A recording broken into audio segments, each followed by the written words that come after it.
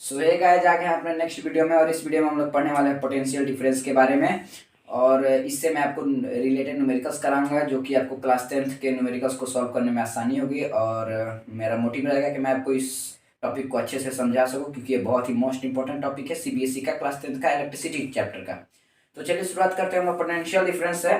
तो potential difference basically होता क्या है कि मान लीजिए कि कोई चार्ज है, सम चार्ज, और उसको मूव करने के लिए एक पॉइंट से दूसरे पॉइंट पे मूव करने में हमारा जितना वर्क डन लगता है उसी को हम लोग पोटेंशियल डिफरेंस कहते हैं। तो बेसिकली मैं आपको डिफिनेशन लिखवाता हूं कि पोटेंशियल डिफरेंस होता क्या है। पोटेंशियल डिफरेंस, पोटेंशियल डिफरेंस क्या होता है? द वर्क डन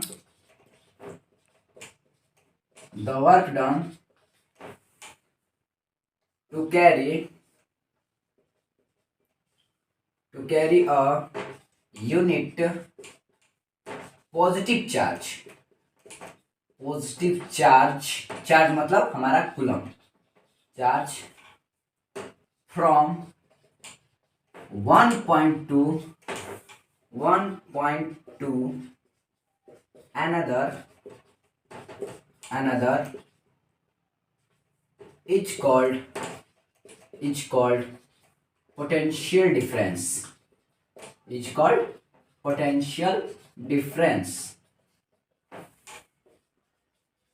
तो ये हमारा बेसिकली पोटेंशियल डिफरेंस का डेफिनेशन है कि the work is done to carry a unit positive charge from one point to another is called potential difference. मतलब एक पॉजिटिव चार्ज को, एक किसी चार्ज को कैरी करके एक जगह से दूसरी जगह ले जाने में जितना वर्क डन लगता है उसी को हम लोग पोटेंशियल डिफरेंस कहते हैं। जैसे मान लीजिए कि एक पॉइंट ए है और एक पॉइंट बी है, ये हो गया एक पॉइंट और एक पॉइंट बी, और यहाँ पे कोई चार्ज क्यू है, पॉजिटिव चार्ज है, और इसको यहाँ से यहाँ ले जाने में कुछ वर्क डन लगेगा, कुछ वर्क डन होगा, और उसी वर्क डन को हम लोग कहते हैं पोटेंशियल डिफरेंस। इसको हम लोग शॉर्ट में पीडी कहते हैं।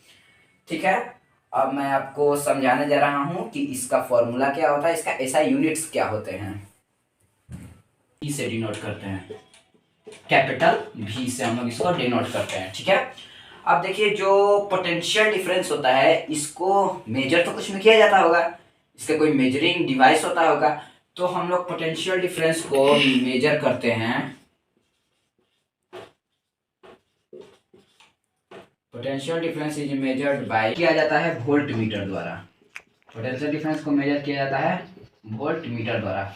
अब मैं आपको बताता हूं ऐसा क्यों किया जाता है, क्योंकि जो वोल्ट मीटर होता है, वोल्ट मीटर जो होता है इसका जो रेजिस्टेंस होता है, मैं आपको अगली वीडियो में पढ़ाऊंगा कि रेजिस्टेंस क्या होता है। तो जो वोल्ट मीटर का रेजिस्टेंस होता है वो हाई होता है, और इसके कारण जो करंट होता है वो बिल्कुल नेग्लेजिबल हो जाता है, करंट बिकम्स नेग्लेजिबल, और इसी के कारण हम पीडी को मेजर कर पाते हैं। ठीक है,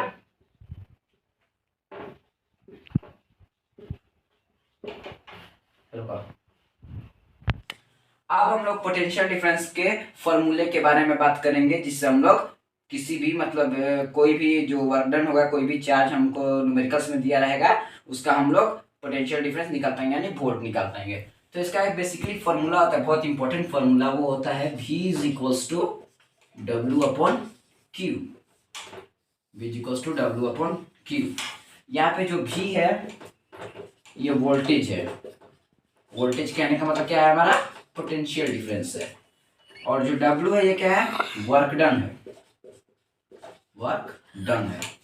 और जो Q है ये हमारा चार्ज है, चार्ज। ठीक है, अब इसी फॉर्मूले का हम लोग इस्तेमाल करके न्यूमेरिकल्स बनाएंगे, और आप अगर समझ जाए तो ये काफ़ी इजी होगा आपके लिए।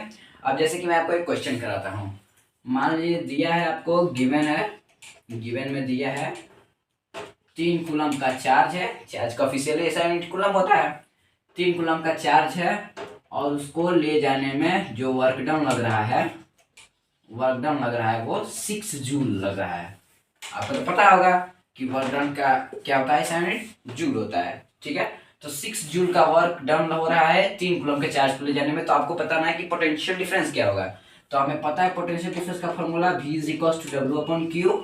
यहाँ पे हमें W दे रखा है कितना 6 जूल, यहाँ पे हम लोग 6 रख देंगे। और हमारा Q कितना दे रखा है तो 3 दे रखा है, तो इसको हम लोग रख देंगे। और ये दोनों फिर कट के और ये आपका कितना आ जाएगा 2 वोल्ट आ जाएगा, ठीक है। तो ये हमारा 2 वोल्ट जो है ये पोटेंशियल डिफरेंस हुआ। उसी प्रकार से और भी आपके अलग अलग प्रकार के क्वेश्चन आ सकते हैं। जैसे मान लीजिए अगर आ गया if 20 joule of work is done to carry 5 coulomb charge, तो फाइंड टीडी। तो इसके लिए हम लोग क्या करेंगे G is equal to W upon Q लगाएंगे। W की जगह पे 20 रख देंगे और इसकी जगह तो potential difference upon charge into charge का मल्टीप्लाई कर देंगे। अगर हमें आपका Q निकालना हो तो Q के लिए क्या करेंगे, यहाँ पे नीचे में 1 लग जाएगा, यहाँ पे W अपॉन क्यू आ जाएगा। Q इधर मल्टीप्लाई हो जाएगा, ये इधर मल्टीप्लाई हो जाएगा, ये Q भी W is equal to W हो जाएगा। तो Q is equal to W upon में V हो जाएगा। तो यहाँ पे हमने 3 फॉर्मूले, एक फॉर्मूले से हमने 2 फॉर्मूले डिराइव कर लिए हैं। तो ये आपके क्वेश्चन पे डिपेंड करता है कि क्वेश्चन का पैटर्न कैसा होगा, किस बेसिस पे क्वेश्चन पूछ रहा है, क्या पूछ रहा है, उसी प्रकार से हम लोग इन तीनों फॉर्मूलेज में से किसी एक का यूज करेंगे। अब जैसे मान लीजिए कि ये तो हो गया था, दोनों सिमिलर क्वेश्चंस थे। अब मैं आपको एक दूसरा क्वेश्चन कराता हूँ। जैसे कि मैं आपको एक दूसरा क्वेश्चन कराता हूँ। जैसे मान लीजिए कि दिया है if 50 joule of work done and the PD is 25 volt, then find the charge carried from 1 point to another. तो अब देखिए यहाँ पे हमें क्वेश्चन में क्या दे रखा है, यहाँ पे हमें क्वेश्चन में वर्क डन दे रखा है कितना 50 जूल, और हमारा क्वेश्चन में पीडी दे रखा है कितना पोटेंशियल डिफरेंस 25 वोल्ट। तो अब हमें पता है यहाँ पे हमें वर्क डन दे रखा है और पोटेंशियल डिफरेंस दे रखा है। तो हम लोग कौन सा फॉर्मूला लगाएंगे चार्ज को निकालने के लिए, ये फॉर्मूला लगाएंगे। तो यहाँ पे हम लगाएंगे, मैं थोड़ा सा इसको थोड़ा मिटा देता हूँ। यहाँ पे लगाएंगे Q अपॉन में क्या W अपॉन में V। तो यहाँ पे हो जाएगा आपका 50 अपॉन में 25। ये आपका कट के कितना हो जाएगा 2 कूलम का चार्ज। और अगर मैं वीडियो पॉज कर, अब देखिए तो ये जो हमारा यहाँ पे जो 2 कूलम चार्ज निकला, अब हमें इसको वेरीफाई करना है कि क्या ये हमारा सही निकला है कि नहीं। तो अगर मैं यहाँ पे 2 कूलम का चार्ज ले लूँ, फिर से अगर मेरा 2 कूलम का चार्ज निकल गया, और अगर मैं क्वेश्चन में से किसी एक गिवन को उठाऊं, मान लीजिए मैं अगर 25 वोल्ट को उठाता हूँ कि मेरा PD 25 वोल्ट था। तो अगर मान लीजिए कि मेरे को क्वेश्चन में ये 50 जूल नहीं दिया होता, अगर मान लीजिए कि क्वेश्चन में ये हटा रहता और मुझसे पूछता कि आप बताओ कि वर्क डन कितना हुआ, तो यहाँ पे हम कौन सा फॉर्मूला लगाते हैं W is equal to Q into V। तो यहाँ पे हमारा जो रिजल्ट निकल के आता है वो 25 इंटू 2 यानी कि 50 जूल्स निकल के आता है। यानी हमने जो फॉर्मूला लगाया था वो फॉर्मूला हमने बिल्कुल करेक्ट लगाया था। और चाहे हम लोग कोई एक चीज निकाल के फिर गिवन में से किसी एक को लेके अगर हम चलें तो हमारा आंसर जो है सेम ही आएगा और हमेशा करेक्ट ही आएगा। यानी जो हमने फॉर्मूला डिराइव किया उस फॉर्मूले से 2 फॉर्मूले जो हमने डिराइव किए वो फॉर्मूले हमारे बिल्कुल करेक्ट है। तो चलिए मिलते हैं हम नेक्स्ट वीडियो में, तब तक के लिए चैनल को सब्सक्राइब करें, लाइक करें, अपने दोस्तों के साथ शेयर